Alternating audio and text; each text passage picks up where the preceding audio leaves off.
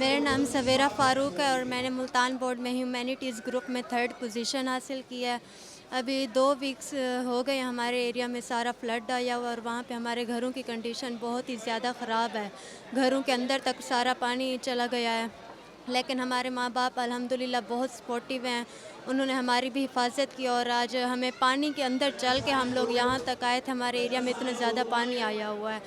लेकिन उन्होंने हमें फुल सपोर्ट किया है। फाइनेंशियली बहुत सारे इश्यूज़ पहले भी होते थे, लेकिन अब फ्लड की वजह से अब वो फार्मर हैं। लेकिन जो भी सारी फसलें थी वो सारी की सारी अब डूब गई हैं। सिर्फ़ हमारे पास और कोई सोर्स भी नहीं है इनकम का। सारे बहन-भाई भी स्टडी कर रहे हैं, उनके स्टडीज़ के ड्यूज़ेज़ भी हैं, लेकिन फिर भी वो कोशिश कर रहे हैं कि हमें सपोर्ट करें। मेरा नाम शहर सलीम है और मेरी जनरल आईसीएस में जनरल साइंसेज में फर्स्ट पोजीशन है।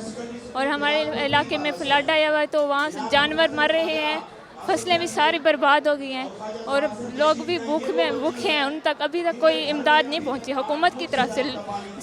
इर्द गिर्द के मकामी लोग उनकी इमदाद को पहुँचे लेकिन हुकूमत नहीं पहुँची। तो इसलिए मेरी हुकूमत से अपील है कि उनकी मदद की जाए।